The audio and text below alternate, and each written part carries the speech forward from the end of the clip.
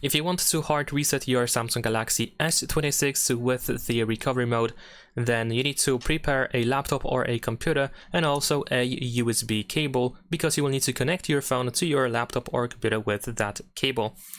And first of all, we need to turn off our phone. So I'm just gonna go to quick settings and tap on this power button to open the power menu. And then over here we can tap on the power off button once, and then the second time to shut it down. Wait for the phone to completely turn off, which usually is indicated with a vibration. And once that happens, you can prepare the cable.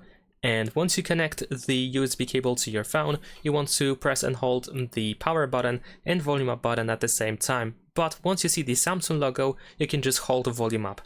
So I'm gonna plug it in, and then immediately after that, press and hold power and volume up, and then just volume up.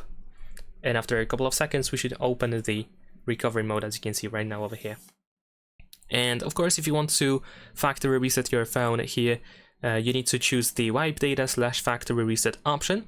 Of course, in this menu we navigate by using volume buttons, so keep that in mind, and then you confirm your selected option by pressing the power button.